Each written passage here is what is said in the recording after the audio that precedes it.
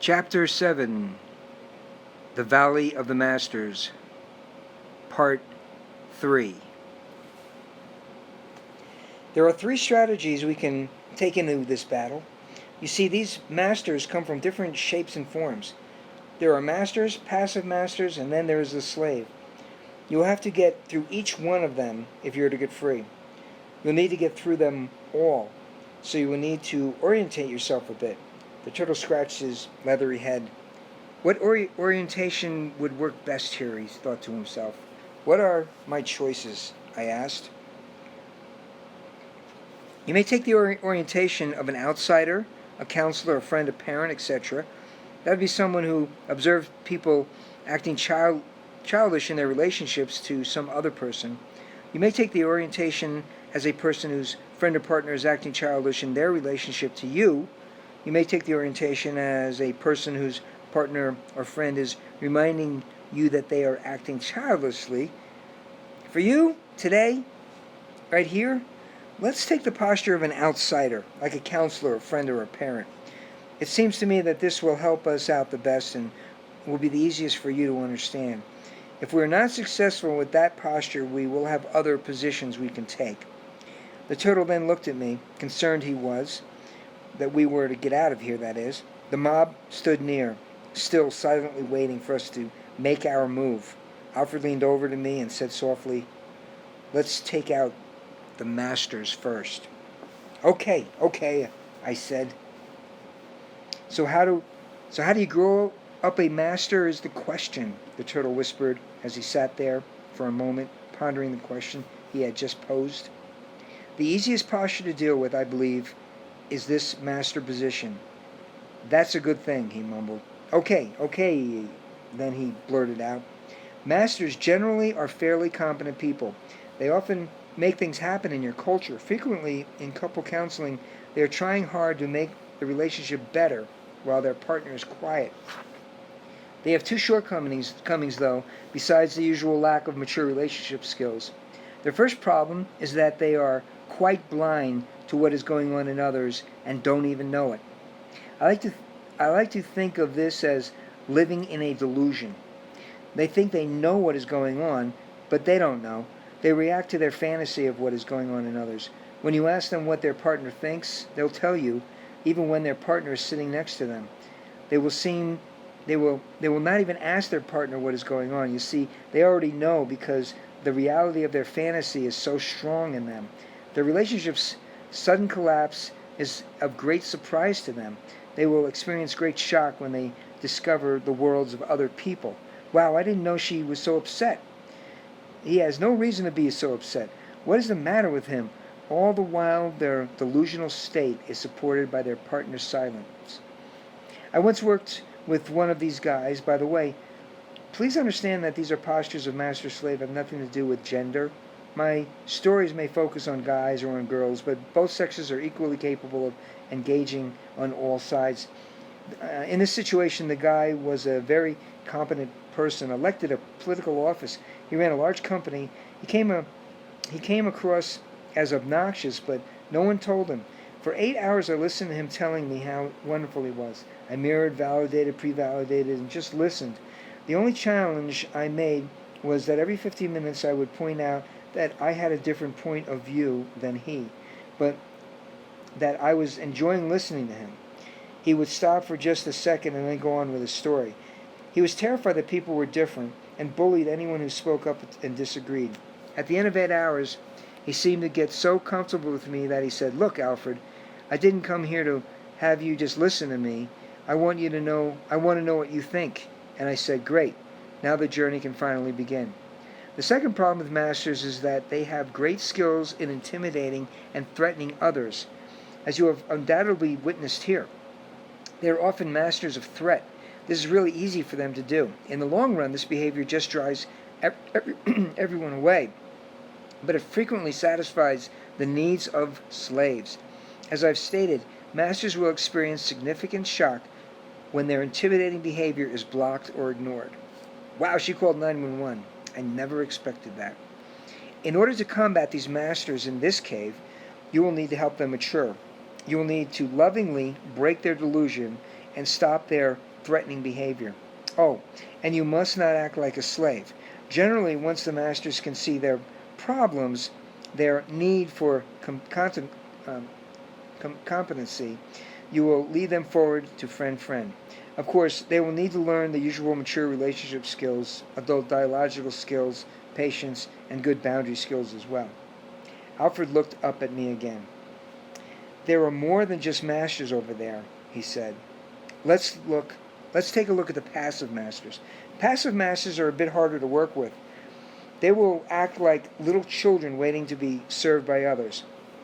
They have usually wandered through life finding slaves or caretakers who will meet their needs. They are kind of like little princesses or little princes. Passive masters have a sense of self-worth based on how people treat them royally. Their core issue is expectation. They expect other people to do things for them all the time. They experience shock, a deep sense of deflation when people do not meet their needs.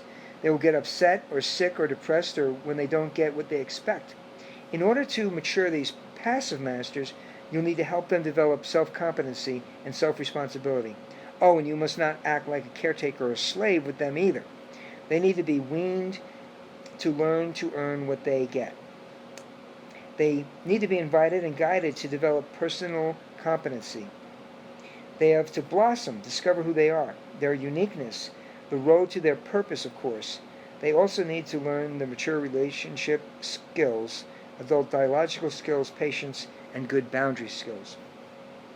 Then, after those two, we have the slave. Now, the slave is all-powerful and will require the most expertise to extinguish.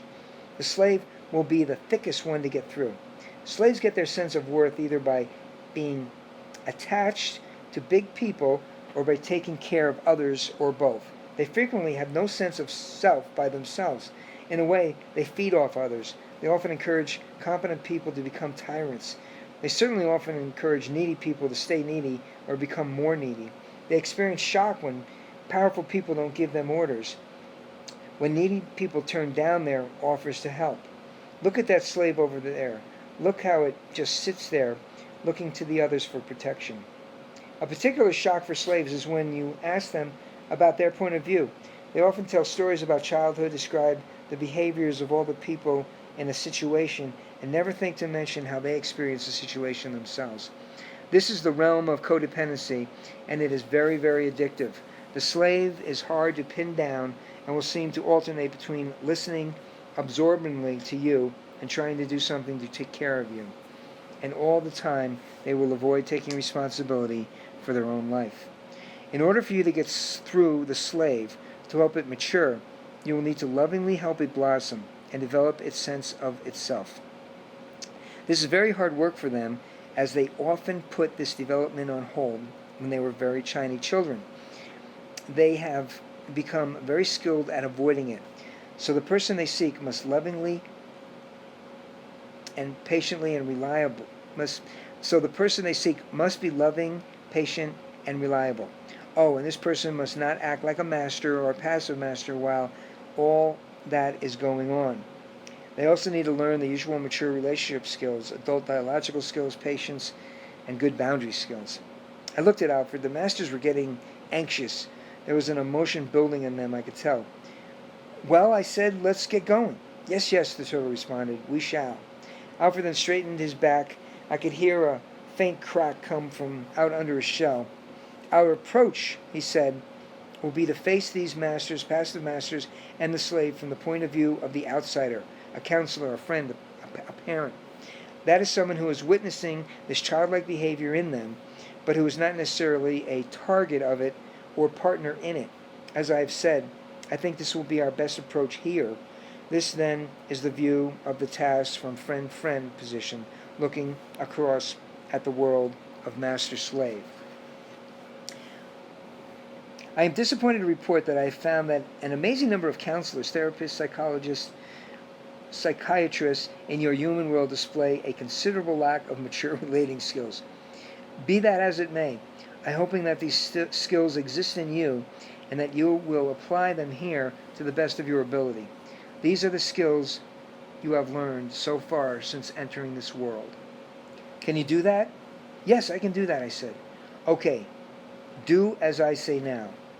With masters, you need to interrupt their delusions about others, their blindness, and block all threatening behavior. Once this is done, masters seem to shift over to friend pretty easily and even become a help in bringing the slave along.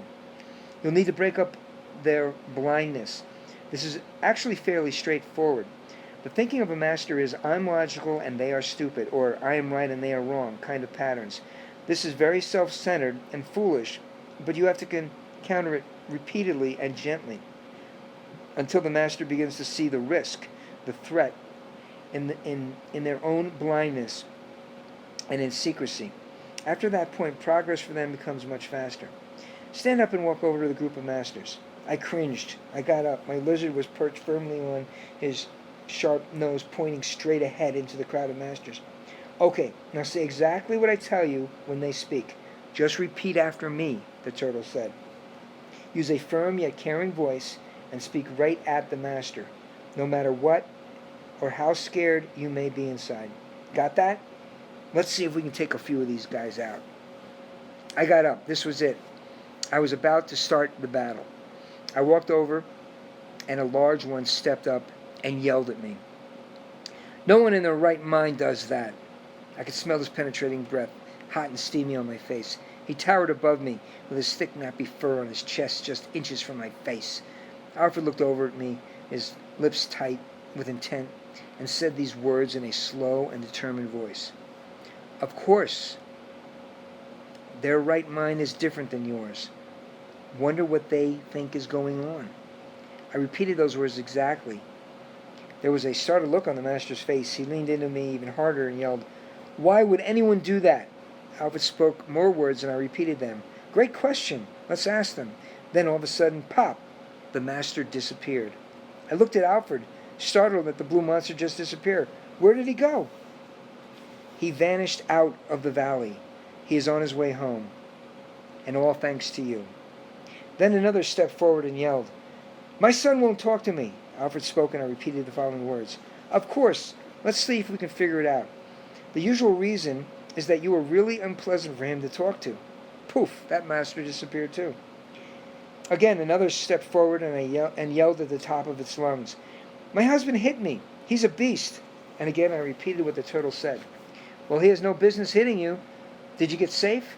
Now let's spend some time figuring out why he would end up acting so beastly. Poof, and another was gone. Again, another stepped up. They were lined up one after another in line, each eager to take their shot at me. She's a fool, don't you agree? Nope, I said as I repeated the soft words coming from behind me. I found that I never agree with anyone. In fact, I found that no one agrees with anyone at some level of detail. Poof, that one was gone too. Again, another one stepped up and yelled, This is a fact, and I repeated, Well, I have another point of view. Do you want me to share it or keep it a secret from you? Then poof, he was also gone.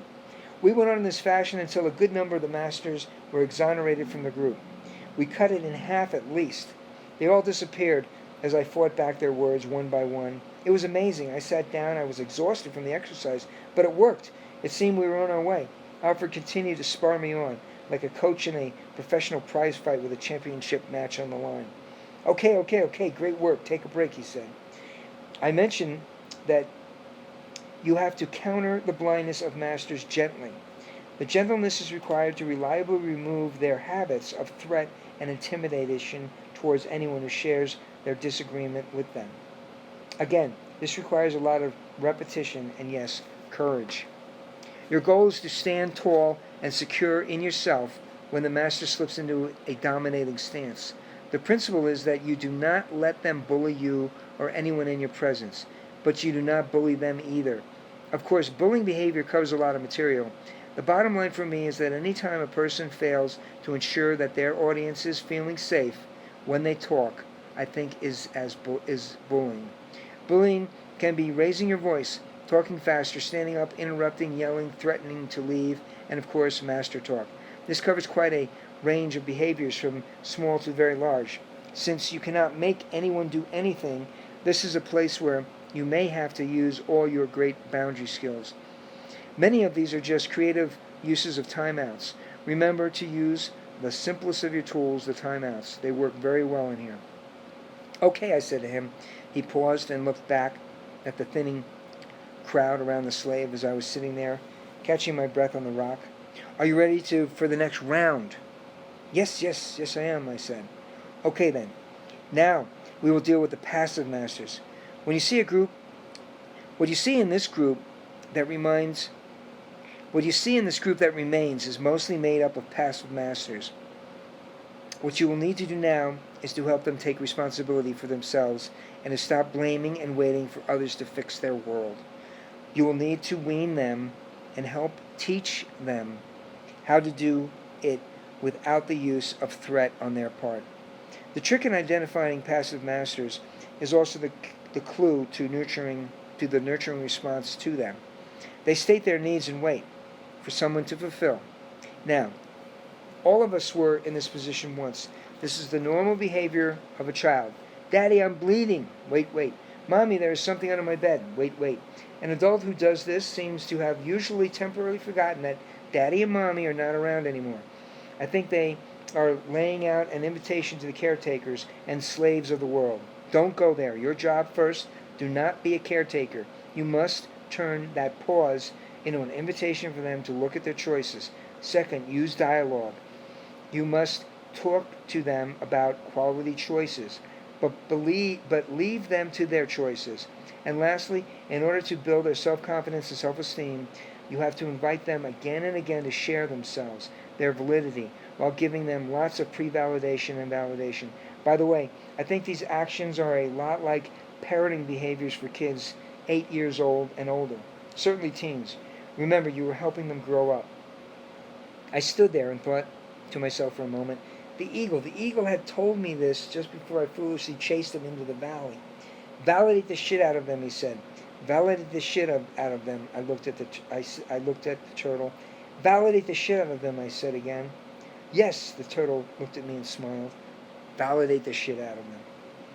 I'm ready. Let's do this, I said as I stood and walked head on into the streaming mob. The first one came out, big and fat, and stood in my face. I feel stuck, and you are not helping the situation any. I looked back to the turtle. He looked at me and said, it makes sense that you would feel this way. So how long have you felt stuck? This rattled the beast a bit. The creature still stood there, though. Let me tell you my problem, it said. Again, I looked at the turtle. Silently, he looked back at me with one raised eye, beckoning me to do this one on my own. Okay, I said as I cleared my throat and began to speak to the beast. I'd love to hear all about your problem. Poof! He was gone. The next one came out, puffing his chest at me in defiance. I have no money, it yelled. Bummer! Being broke really hurts, and I'm standing here wondering how you're going to pay me. How long have you been broke? How'd you get that way? Poof! It was gone. The next comes up and says to me, I don't know what to do with my life. Yeah, it's tough. What are some of your options? Poof! And it was gone too. The next one stepped up. You let the cat out last night, and it cried all night long, and I didn't get any sleep. Bummer. And the reason you didn't get up and put the cat back out was you can sleep through anything, but I am a light sleeper. I understand that you're a light sleeper. That's too bad. And you're telling me this because? And Alfred pulled me back at this point. Very good, but be a little more subtle. Don't stray into confrontational behavior. Be kind. Remember, you're trying to free this creature. This is all about the normal dialogical skills of mirroring, pulling, pre-validation, and validating. You haven't really even learned this stuff yet, but that is what you need to do here. The trick is to be careful about your boundaries while sharing your thoughts. Passive masters often try to put you in the driver's seat. Don't let them do it. Continue to make them take responsibility for themselves. Now, get back out there. I went back out. There was only a couple of passive masters left that stood between the slave and my freedom. I was determined to fight hard. The large wobbling pleb came out, its hair nappy, its eyes dark and full of tears, determined as I to win the battle. I really need you to make sure the cat is out at night, it said to me. I looked at the turtle. He looked at me and gestured to keep going. That's a great thought, and I want you to know that I really care about you getting a good night's sleep. But I have found that if you really want something to be done, it's a good idea to take responsibility for getting it done yourself instead of relying on others. Poof! It was gone, and the last passive master came out. This one was determined to get to me. It was the last one. Well, the problem is that over the years, you've made me feel inferior, it said. And after all this time, I think you have drained me of my will to work. Alfred counseled. This is a trap. Don't take the bait. Shift this around and make it take responsibility for its own actions. I see. You have lost the will to work. Bummer. That must be tough. I see. Tell me more about this. Maybe together we can figure out what went wrong and how to fix it. The passive master rocked a little, but then regained its balance. You've not supported me, and because of it, I am afraid to get a job, it said. Wow, I see that you feel that I have not supported you. I certainly didn't mean to ever hurt you, but I still see that you need to get out and work. Is that right? So what can I do to help you get moving? I just need to get a job, said the pleb. Heck, I want you to know that I would like to support you in getting whatever kind of job you want. This would be very interesting. I can't wait to see how you figure this one out. The final passive master then fell back and poof, it was gone.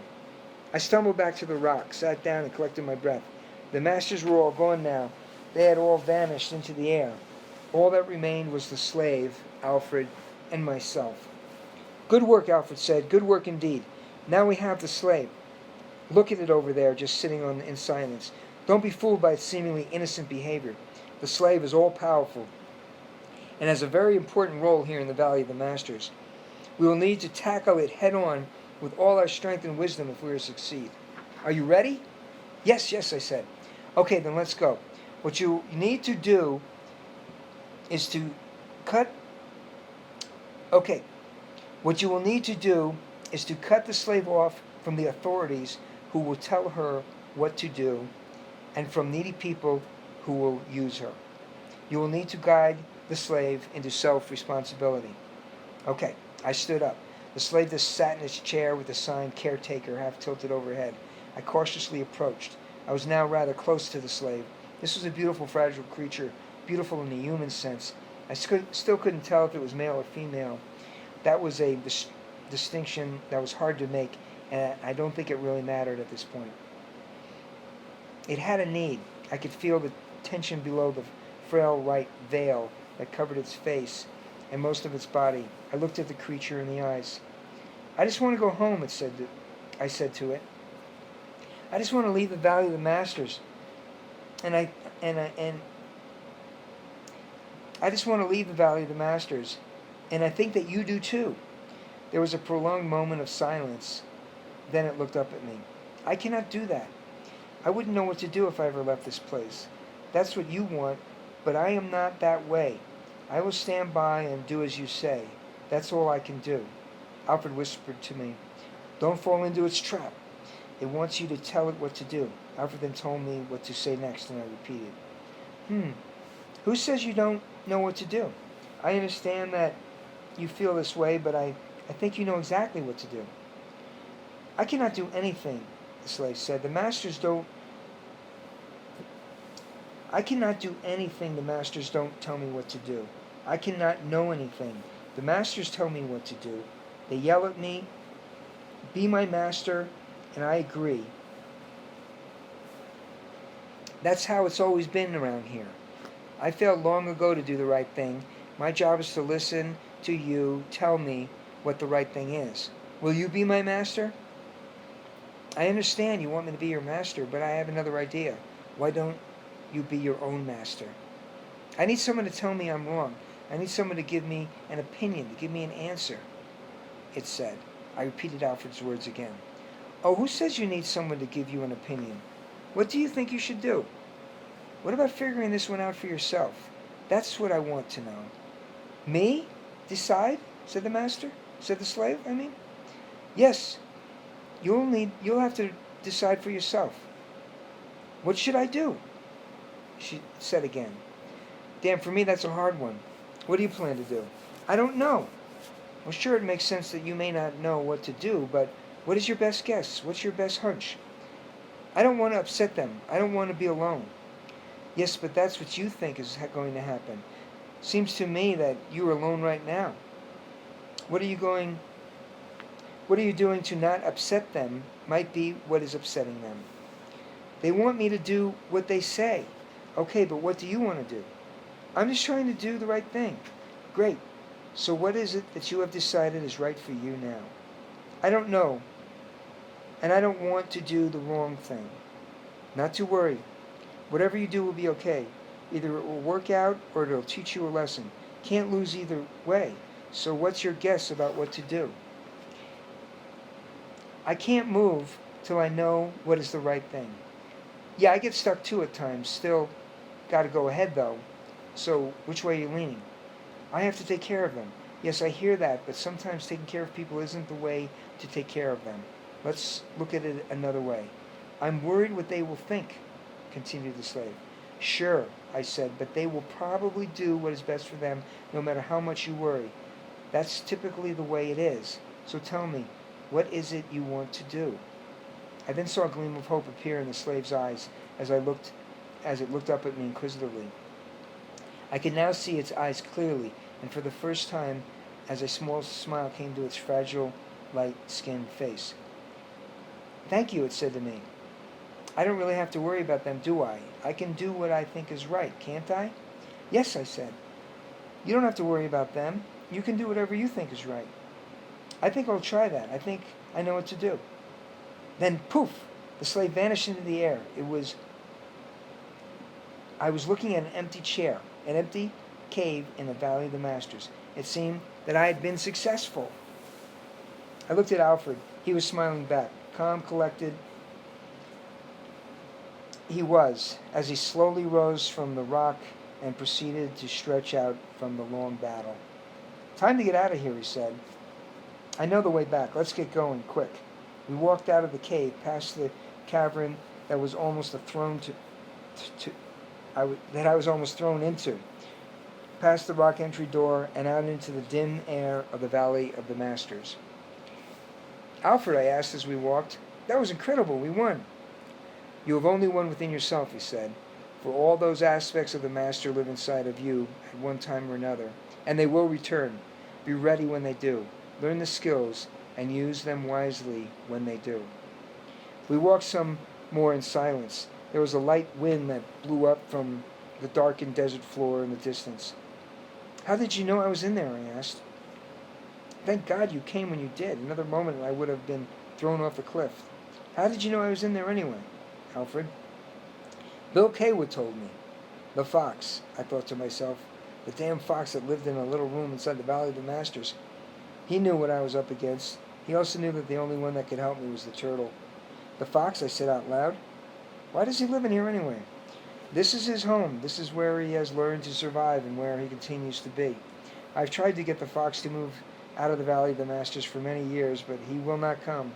This is his home, and this is where he will continue to be. You should be grateful that he is in here. If not for him, I'm not sure where you would be right now. Bill Kaywood helped me write the first draft of the map of relationship, and together we discovered the 3 doors. But Bill's stubborn old fox, though, he's a stubborn old fox. He fell into the Valley of the Masters many years ago and remains stuck to this day. I know he can travel in and out, but this is his home.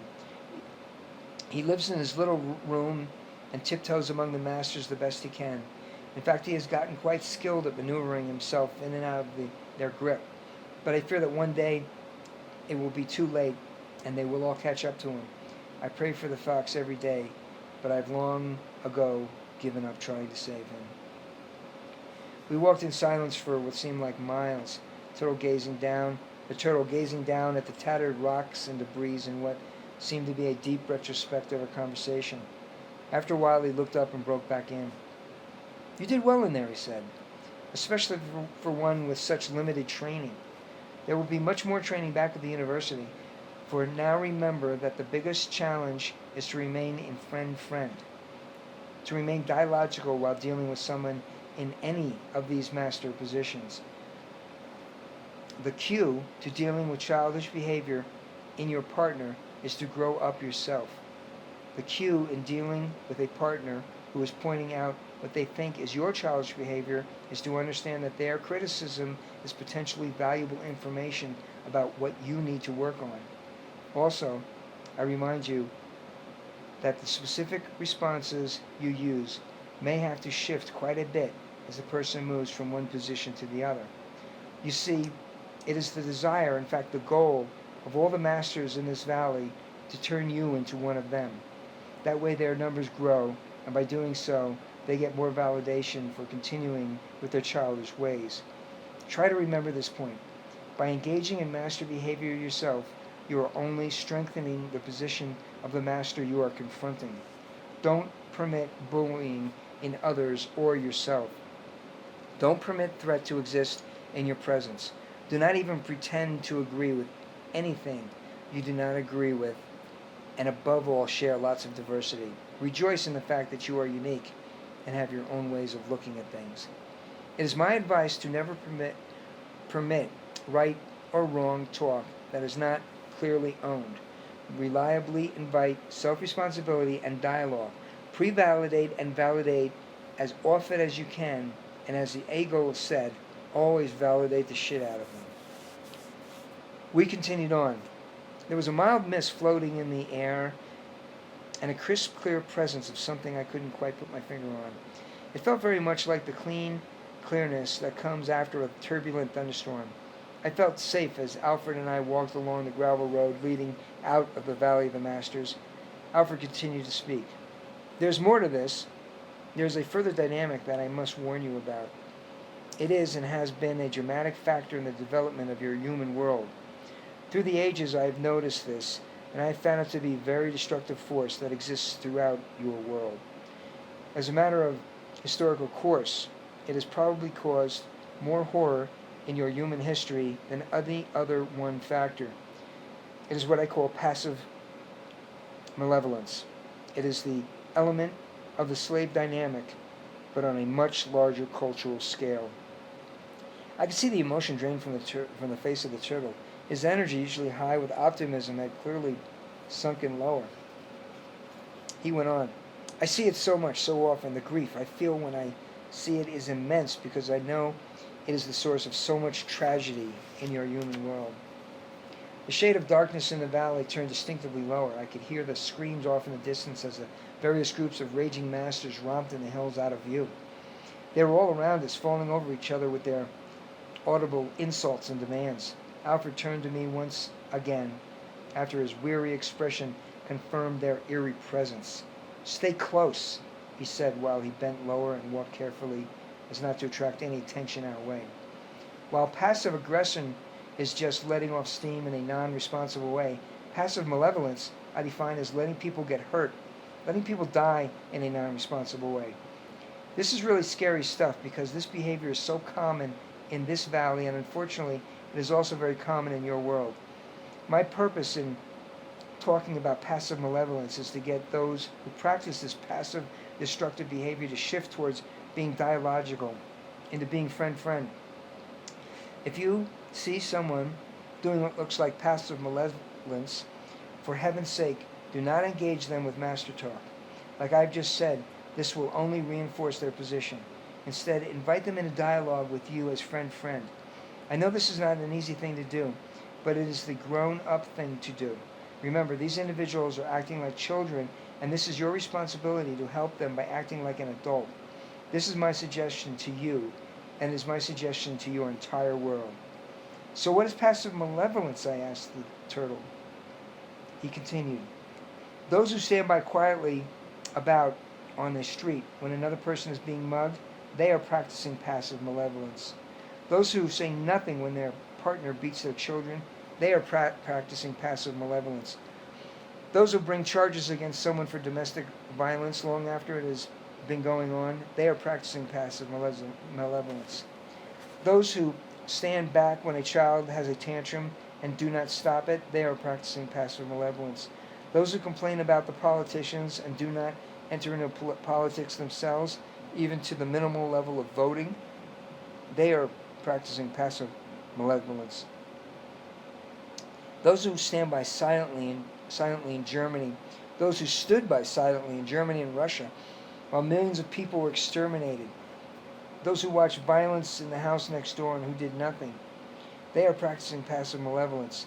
Those who see sexual abuse and who in turn, those who see sexual abuse and who turn away, they are practicing passive malevolence. The family that experiences inappropriate sexual behavior and which vilifies or abandons the first person in the family caught, while those who witnessed the behavior said nothing, they are all practicing passive malevolence. One particularly bad form of this passive malevolence that has been used in your world quite frequently is that of political passive malevolence. I first learned about this in a book written by a very smart human who went by the name of William Reich, MD. The book was called The Mass Psychology of Fascism. It was banned in the United States in the 1950s.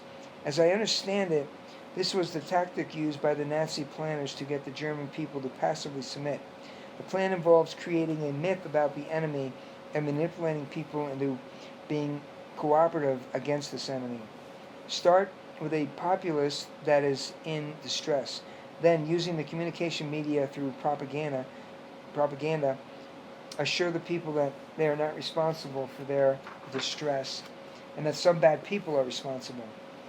Then tell the people that if they help the leaders, their distress will go away. Next, punish or eliminate those who do not agree with the message of the leaders. And finally, give the people something to do while they quietly submit to witnessing atrocities. Of course, in Reich's book, this was all about the Nazi political machine that used the Jews as the bad people and thus attempted to conquer Europe.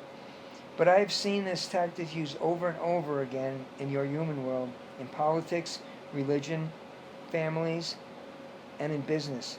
Sadly, it works. I looked at the turtle. His head hung low as we walked on through the dim light of the valley. He then looked at me. "We have to work towards an end to this," he said. "The goal is to work towards becoming a self. The cure is growing up. Growing up is quite a project. I think it is easier when surrounded by people who display adult behavior. Unfortunately, I believe most human adults I see do not display much in the way of adult behavior."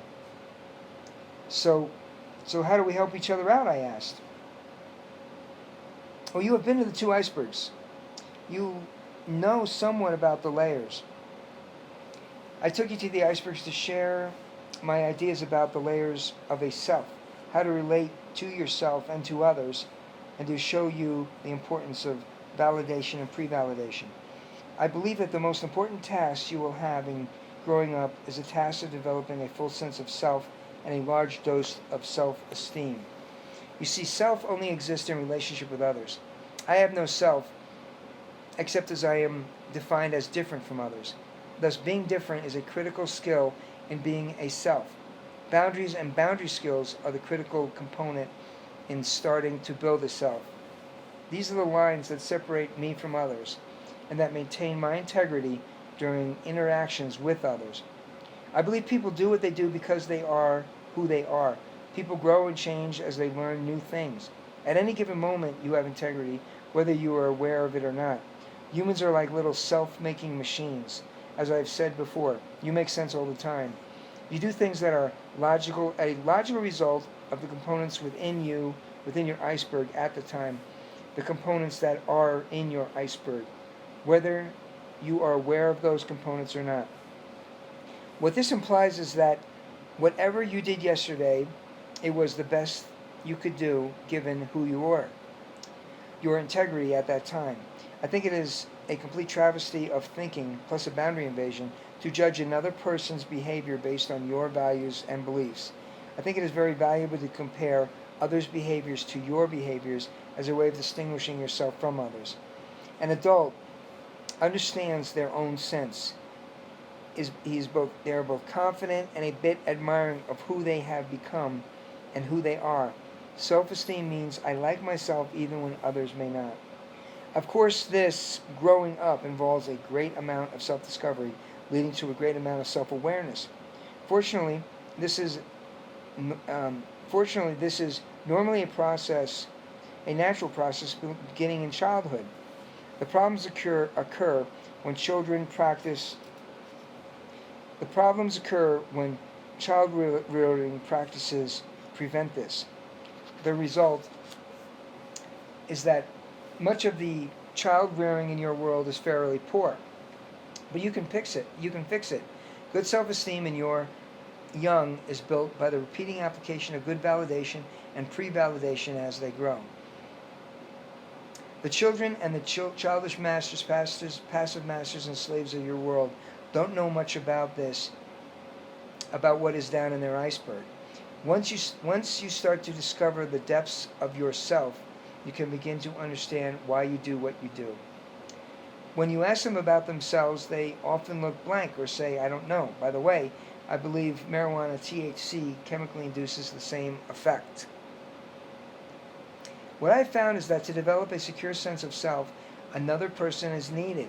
Their role is crucial to your success. That someone must be interested in who you are, really have good boundary skills themselves, and be durable enough to stay with you as you discover yourself.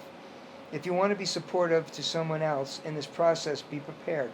I suggest you become an expert at validation, confident in seeing your own and others' people's sense, and very good at the art of pulling. These are skills you will be learning about while at the university. I also suggest you be able to monitor your own capacity so as not to overextend yourself. A good counselor, psychologist, psychiatrist, pastor, rabbi, etc. should have these skills as well. A great skill is to be tentative. You can share your ideas of who someone is or why they do what they do, but you must do the sharing very gently. Your goal is to get them to share their own self-discoveries and for you to be able to share in their delight. Remember, you are the assistant in the process. Also remember that each person has their own optimal speed of doing this growing up. If you do anything that comes across as pushing, I found that it will tend to slow them down. So don't push. Learn to follow their progress at their speed, but be ready to validate. The process of helping others blossom and flourish is for me probably the greatest delight in my life. I do it often on the path. It is a major skill that will help you get through the many valley of the masters that are up ahead in your own life. I suggest you get ready. We walked on, the turtle and I. The darkness began to clear. A short time later, we came to a gravel path with yellow flowers blooming along the sides. It ended a short while later at a door. It was a wooden door with an arched top built right into the side of the steep mountain. There was a sign on it, imprinted black paint that was worn and peeling. It read, Door Number 1. The turtle and I walked through. It took us through a short tunnel to a hatch door that opened overhead. We pushed our way through, and it opened onto the fields at the outer edges of the university. From there, it was a short walk back to the hallowed halls that beamed so bright. I was back, and it felt very comforting. Alfred left me at that point, and I continued on alone, up the main stone steps and through the tall, dark oak doors of the University of Life.